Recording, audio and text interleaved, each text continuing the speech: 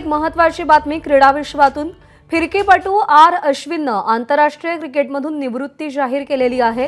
Bharat Australia तिसरी taste ही draw झाली आहे आणि अश्विननं त्याची निवृत्ती जाहीर केली आहे। अश्विननं आतापर्यंत 106 कसोटी सामन्यांमध्ये 537 बळी घेतलेत। 156 वनडेमध्ये बळी घेतलेले आहेत, तर 72 टी20 बळी सध्या अश्विनच्या नावावर आहेत। कसोटीमध्ये अश्विनच्या 3503 धावा झाल्यात आणि 6 शतकं त्याने झळकावली आहेत। वन डे विश्वचषक चॅम्पियन्स ट्रॉफी विजेत्या संघातही आर अश्विनचा अत्यंत मोलाचा सहभाग होता। विजय साळवी आपले प्रतिनिधी सध्या आपल्या सोबत आहेत।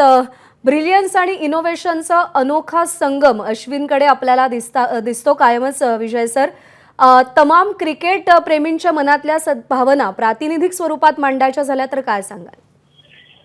प्रज्ञा, खऱ्या अर्थानं आपल्याला सांगायचं झालं तर वयाचं सोंग क्रिकेटमध्ये आत्ताच्या फॉर्मॅटमध्ये आणता येणार नाही। 3 फॉर्मॅट तुम्हाला खेळायचे आहेत।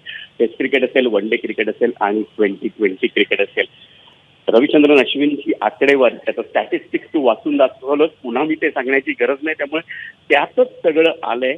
या माणसानं केवळ ऑफ स्पिनर म्हणून जरी पदार्पण केलेलं असलं तरी प्रसंगी त्यानं एक फलंदाज म्हणून देखील किल्ला लढवलाय। 3503 धावा त्याच्या नावावर आहेत, याचा आपल्याला खास उल्लेख करायला हवा। कारण आपण त्याच्याकडे पाहतो, तो ऑफ स्पिनर म्हणून पाहतो। भारताचा लीडिंग म्हणजे सर्वाधिक विकेट घेणारा दुसऱ्या क्रमांकाचा गोलंदाज आंतरराष्ट्रीय क्रिकेट असेल किंवा कसोटी क्रिकेट असेल, हा मान त्याच्या नावावर आहे। पण त्याच वेळी त्याने फलंदाज म्हणून देखील प्रसंगी एक मोठी भूमिका बजावली आहे आणि असा क्रिकेटर त्याच्या वयाच्या 38व्या वर्षी निवृत्ती स्वीकारतोय।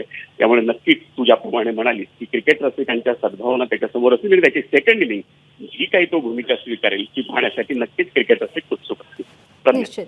विजय सर, धन्यवाद केलेल्या विश्लेषणासाठी। एबीपी माझा, उघडा डोळे बघा नीट।